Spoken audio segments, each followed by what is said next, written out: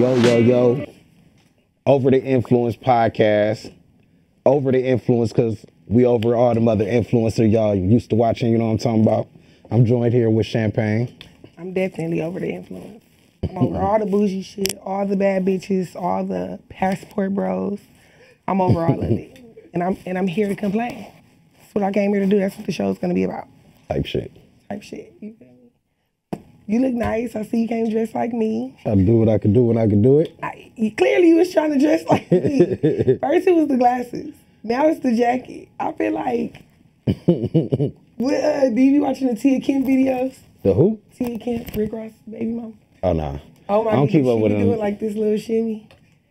Oh my God, you know what? You don't keep up with stuff because she actually in the news because she sent that dude that did the song, Eat on the Fifth Floor, Eating Hibachi.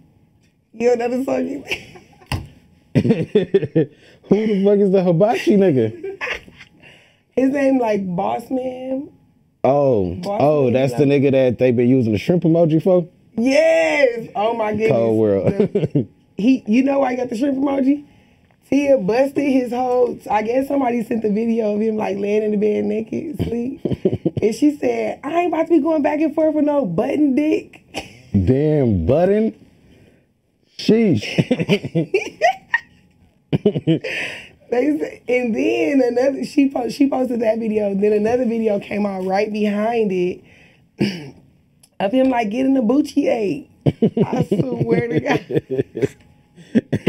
I don't even want to talk about like super trendy stuff, but the fact that he like, the song is like, we on the fifth floor eating hibachi, and they just like, he was oh, they was sending that nigga to the Lord over there. He's going different type of places right now. I guess it all started because she sent his song viral. And then everybody's like, oh, you should put her in a video, and then I guess they start DMing. I don't know where at in the DMs did his entire sex life get exposed. Right. But clearly she ain't worried about getting blocked or canceled or nothing else. That's crazy.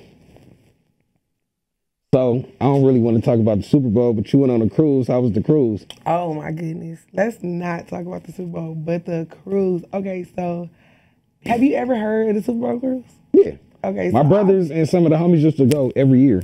Yeah, so apparently this is like something that been around, but like you gotta. Are you just getting privy to it? I just got privy like 2-3 years ago.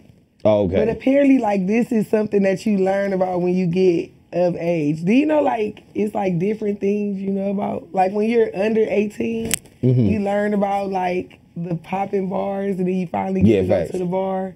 So I finally started hearing about the Super Bowl cruises. So in my mind, I never been on a cruise. So I'm like, I want to go. Like, I want to get this experience, but I feel like the experience is low-key like already hoochie mama out. The social... It's not Freaknik, but it's Freaknik-esque.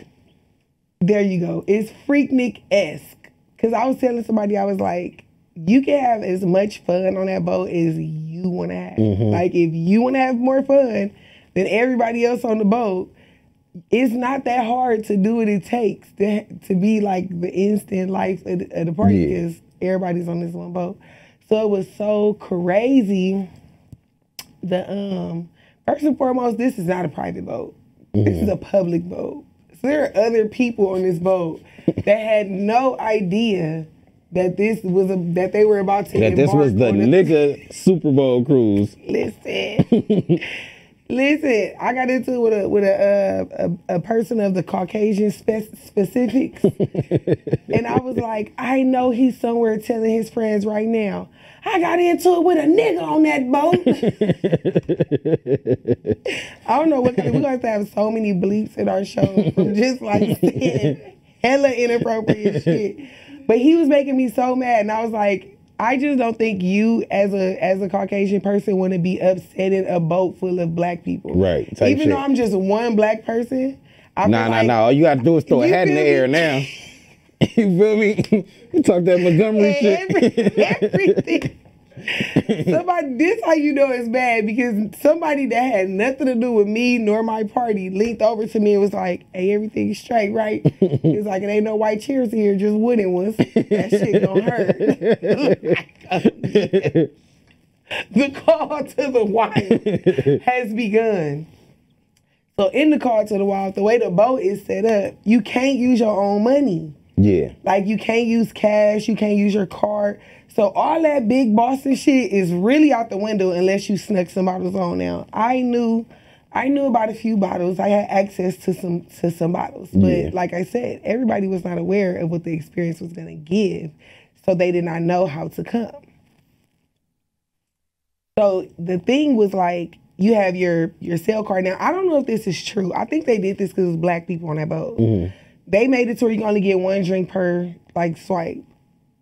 So you could not be like trying to cap at a chick and get y'all a drink. Like, you had to start. Nigga would have to do it old school, like on the old sitcoms. We're like, let me get a milkshake, 2 straws. Oh, God. I'm like, the amount of shot sharing that's going on this boat because 2 people are trying to get drunk off of one drink is crazy. You had to order your drink, then wait like 7 minutes to order somebody else's drink. So, like, let's say if you don't got a drink, but you see this little chick that you been trying to crack, like, oh my gosh, she finally in the cheeseburger line. Because the whole boat is a microwave buffet. Like, they got so much microwave food on that boat, it's ridiculous. Like, what was the best shit you ate? The burger. On everything. The burger bar was the most popping shit they had. They had jalapenos and the banana peppers and all that good shit? They had all the shits. They had all the little topping stations and shit. So it was like a burger bar, a taco bar. So was you remixing your burger every time you got another one? You know I was. You know I was coming over there getting on their nerves. I'm like, yeah, I want a chili bacon burger now. Can you put the fries on the burger? I want my shit. And I'm about to stay here and wait for the fresh patties. Right. Because all these motherfuckers that went in the instant, the super air fryer back there.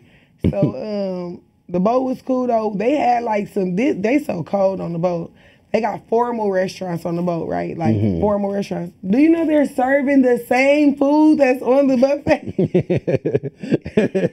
My cousin like, yeah, you got to go to the restaurant every night for dinner because they be having something different every night. We're only there for 3 nights. So on the first night, I seen what the menu was, but I just ate in the little buffet area. On the second night, I seen what the menu was. On the third night, I said, wait a minute. We just walked past these enchiladas.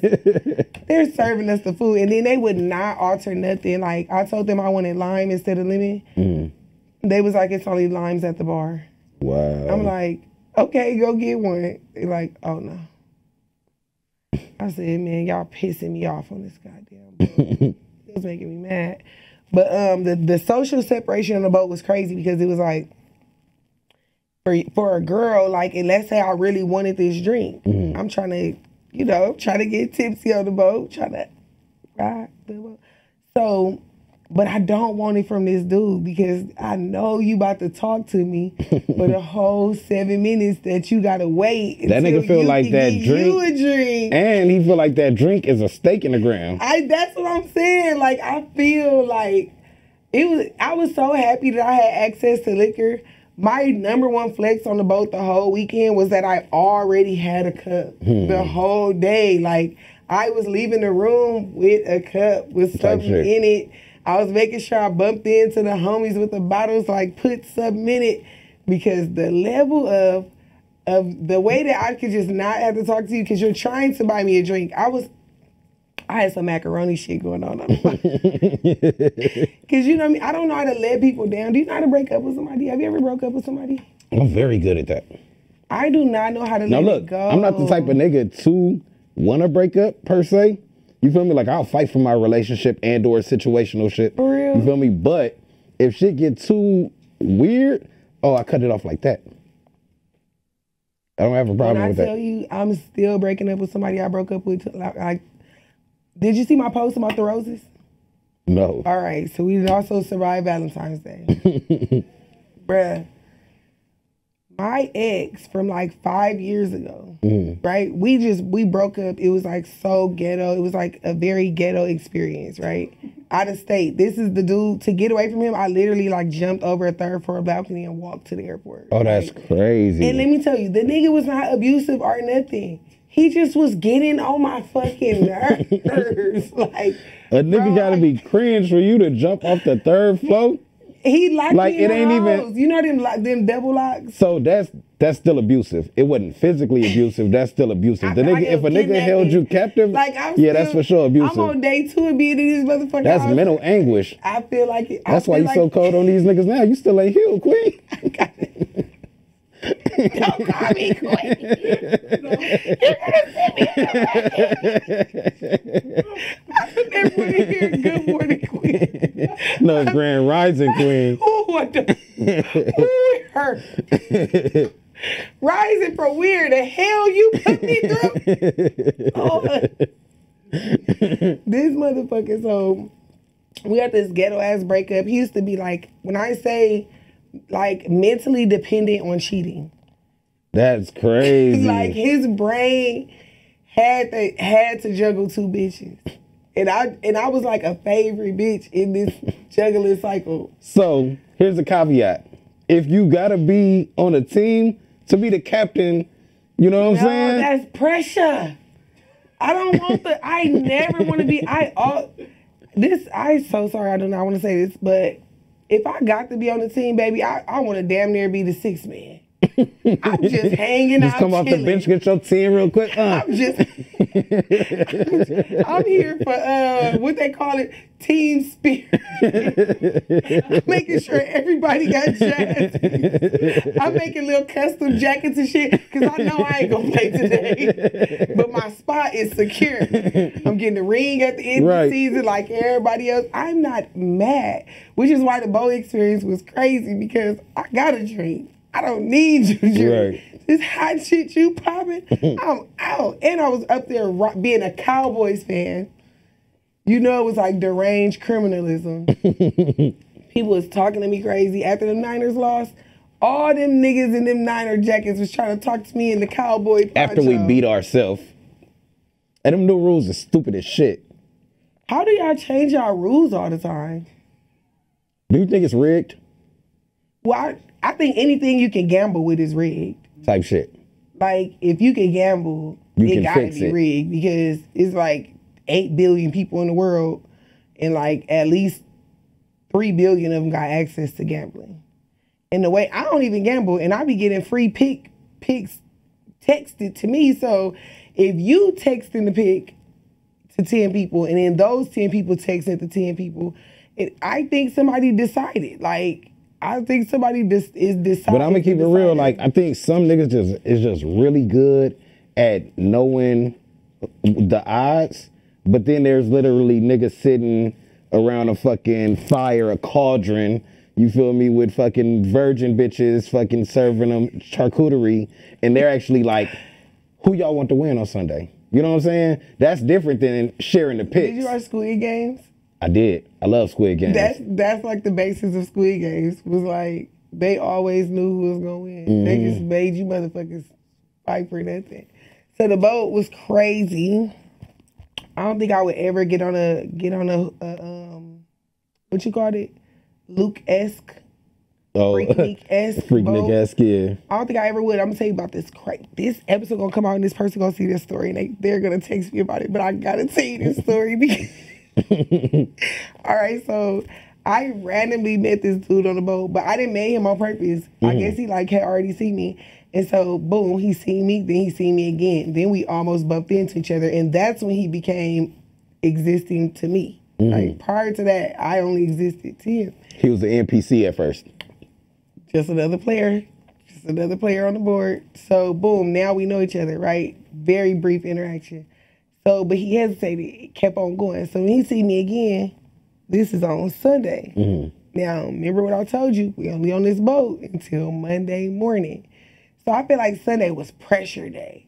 Like Sunday was like the day, like if you had no other days left to bag a bitch, like you cracking, you're hounding today. Like you're going crazy today. So I get off the bus and Ensenada we get off the boat in Ensenada, then it's like a little bus that's gonna take you to like the shopping area. He's right there as soon as I get off the bus. Do you know that this motherfucker started trying to convince me to not go to Papa's and Beers and basically go get back on the boat and go on a boat date with him to the fucking free buffet? No. Had it been me, Had it been me, I'd be like, let's go take a nature walk. You feel me? I got some weed. You feel me? I said, this motherfucker don't got no game. Not inviting me back to the boat that we've been on for 2 days. Right, nigga. Change, you never heard of change of venue? Oh my God. I said, yeah, I'm going to Papa's and Beers. I'll see you when we And for women, Papa's and Beers is like a fucking, the circus. yeah, and it's a checkoff box. You feel me? Like, y'all, I gotta go to Papa's and Beers at some point. We're going to make sure that we insert my video of what I did at Papa's and Beers. I let them turn me around, shake me. Y'all be letting them little Python niggas slut y'all out. Hey, I didn't let him slut me out though, but I did see what he was doing though. He was measuring the weight. That was judging how bad, because he's going to pick everybody up. Every girl getting picked up, right? Big, small, little. But what he was doing, this shit is so rude. Oh my God, y'all better be glad I'm strapped to this damn seat. This motherfucker, so for the bigger girls, he would be like, he would pour the shot in them, then he would spin around, then he would bend them over and stick their head between his legs and start. Like he was going to pedigree him? Nigga, when I fucking tell you, I'm looking at the lady scared for my life. I would have been calling her Triple H the whole rest of the I'm like, if this motherfucking pedigree, like, I'm trying to figure out where's the shot supposed to come in. Because why, like, what are we doing here? Like, this is going crazy so fast right before my eyes. Do you know that this motherfucker smack her ass and then do like some ears and then go like that? Wait a minute. You turned her into a bull? Oh, you's a dirty motherfucker. You's a dirty motherfucker. He all swiping the leg back. Oh, you's a dirty motherfucker. Then he flip him upside down. He all like... I experienced the whole thing, but he didn't ride me like no motherfucking bull, and I ain't gonna lie to you. I'm glad that I seen him do that to somebody before me, because had he tried, I would have did a new thing at Papa's and Beers where I shake that nigga upside down. The fuck? That shit was crazy. The whole experience was fun. It was super lit. If anybody, like, you know, that knows, and somehow, some way gets an invite and gets to catch one of these tickets, because the boat sells out. So the whole boat is full of people. It's like 5,000 black people having fun. It was no ghetto drama. It was, I think it was a fight in the club, but I think it was on an accident fight. Like I turned too fast and hit you, and you reacted too fast. Yeah. And like bumped me back, but like we both about to say like, no, it wasn't like that. Yeah. We're gonna be cool, because I think that's kind of what happened. So it wasn't, you ain't seen no couples bickering or none of that? Now listen, I told you I had some macaroni shit going on the boat now. I think that this one couple was trying to get me. They was trying to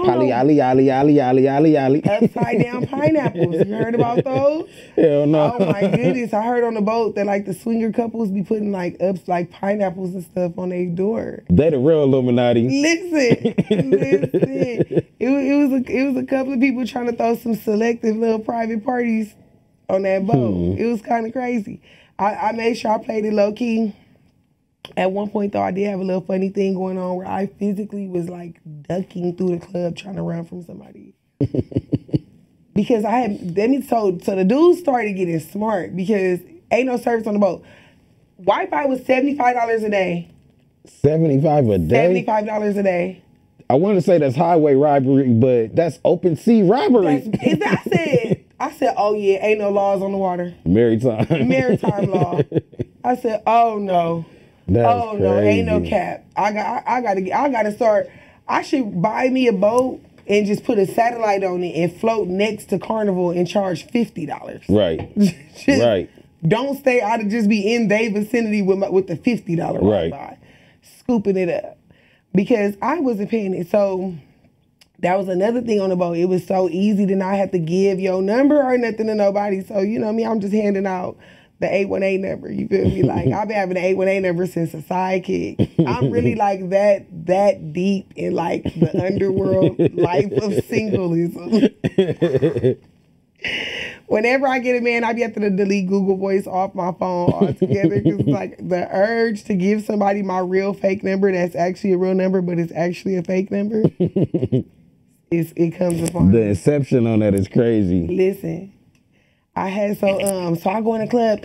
the dude then called the room. So that was the new thing. People will be calling your room on the boat. People will leave you a voicemail. I got voicemails on the boat. Like, did you used to be on the loop? Did it feel like the loop? That's exactly what it felt like. Especially if you was like missing them, because the boat was big, so you could like miss somebody. So it was like the only way for them to know that you called was to leave a voicemail. So you would come back in your room like your little light flashing. I said, this shit is giving me the nostalgic vibes. Like, I'm sharing a room with my cousin, so we're pressing the button. I'm like, oh, the message for you. You better get a pee. You better get a... It was kind of crazy. I ain't gonna lie, it was very nostalgic. Like, not you leaving a voicemail. Right. Or saying like, this with the voicemail, like, hey, I hope I remembered your number. I don't know who the fuck room I'm calling. Hey, you know who I am. I was talking to you by the photos. I'm gonna go to the club tonight. Come to the club tonight. Hopefully I see you there, beautiful. I swear, yes.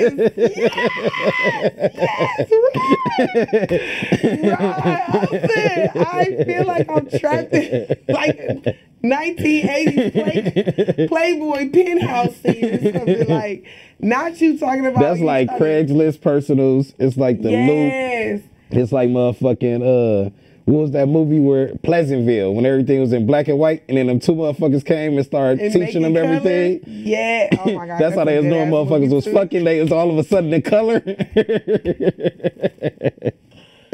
Oh my goodness, that's a fucking gas movie. Have you ever watched The Truman Show? Yeah, fire. One of Jim Carrey's best films. Hands down, I'm convinced. That's literally what turned me into damn near a flat earther. Because at this point, we all on The Truman Show. Do you feel like Big Brother is always watching us and like everything is like a simulation? I'll be talking to one of the homies, right? Talking about the most obscure shit in the universe. You feel me? And then be like, hey, fool, Google whoop-de-whoop real quick. You feel me? Or send whoop-de-whoop a message on Facebook. They'll be like, bro, why that random ass shit we was just talking about is in my ads? No, that one we now know. You agreed to let Google listen, and that's how they know all that shit. But it be the shit. So look, the feds can easily get a warrant, go to Google, hey bro, we need whoop-de-whoop history for the last 18 months. You feel me? Like, yeah, that movie Eagle Eye and all of that, you know what I'm saying, from back in the day, like that shit told us, if they put something in a movie, it's already been in play for like 20 years. I always tell people, I'm like, bro, they couldn't have invented it just for the movie. No. And where did the concept come from? I was just about to say, the concept, once you have a concept, it already exists. When I wanted to create a business a long time ago, I thought that I had created this business and like it was like a never before seen idea. And then I randomly like seen the whole shit, like the whole idea. And I was like broken because I was like, I knew I shouldn't have told somebody about it. They always be saying like, you got to keep it to yourself because once it's in the universe. Collective consciousness is a thing though. Like, I know for a fact that certain niggas ain't heard certain bars I've written, but they'll have a bar pretty much identical. Or like one of my, what's credited as one of my best bars in battle rap.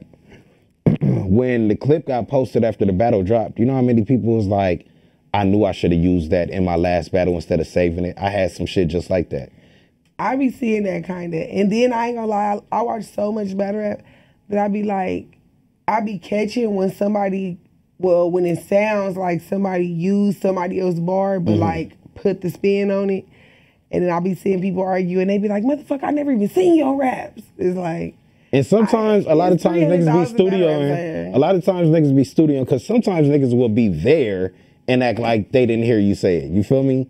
But sometimes, you feel me, like, you'll hear some shit, not even realize like that it's in your psyche, and you'll think it just was an original thought, but it's something that's just been in your subconscious. Because I accidentally did that to one of the homies before. You feel me? He had a bar about ukuleles, and my ukulele bar was different, but I had a ukulele bar a couple months later. And it wasn't even a bar that was memorable to me, but it stayed in my psyche. You know what I'm saying? What's crazy is that I almost said what the fuck bar you use for ukulele, but just that quick, was you battling a nigga named Lee? No, I was battling a Hawaiian nigga. You know them Hawaiian, all them Islander niggas have a ukulele. Or they played when at some point. His name wasn't Lee. See, okay. So for me, it was on some ukulele-leaking. You know, I be breaking down words. You know what I'm saying? That was a reach. No, it wasn't. Ukulele-leaking. You feel me? Ukulele-leaking. I just expanded upon it. So it's not a reach. So it wouldn't be a reach if I used. No, it was a build-up. I took it as a and like use like an Abraham Lincoln reference in there. I can use that. That's Lincoln, not leaking. Yeah. Ukulele-leaking. Ukulele-leaking is it's amazing is what it is. No, it's not. It's not. And to a Hawaiian nigga? Right now on this, this show about to go viral because we're about to battle. I'm about to have our first fucking battle. Because I'm about to make up a fire ukulele bar because ukulele-leaking is that's how would you use it? It's not a reach. I expanded upon it. I'll tell you a true reach. But how would you have used it? Like I said, if I wanted to reach, I would use like ukulele, like something about Lincoln, what's his name? Abraham Lincoln? Something about Abraham Lincoln. Or I would it would be about like somebody named Lee. Him being a Pacific Islander or other would not, give me the bar. Say the bar. Let me fix it for you. I don't remember the whole shit. That was. And then it couldn't have been one of your greatest bars. No, I didn't say that was one of my greatest bars. I said that was a bar where I accidentally used an idea somebody already used that I witnessed. But you feel me? You know what? Right before my eyes, the bar almost just now finally made sense. Laying down and leaking. Yes, exactly. Exactly. I hate battle rap. I fucking hate it here. I don't like that. I told you it wasn't a reach. I just expanded upon it. See, niggas will, you feel me? So I guess that was so in my battle rap brain, I judge how good your bar is by how long it took me to get it. Cause I consider myself pretty witty and smart. Mm-hmm. So if it wasn't if it was a trash bar, then it's that would have been the first thing I would have thought of. But ukulele-leaking. And he's Hawaiian. It was brilliant. Fucking Hawaiian. I would have a bar I would get way crazier than that. We gonna get back to that. All right, look. So I was wondering, you feel me? You said it wasn't really no toxic shit going on with the couples, right? But we geared up with the content. We're not. Let's wrap this episode. Actually, we'll start the next one. Okay, bet. Well, that was funny. Welcome to our first episode. What should we title it, guys? Ukulele. Let me try the boat. On everything. Oh my God. That was so funny.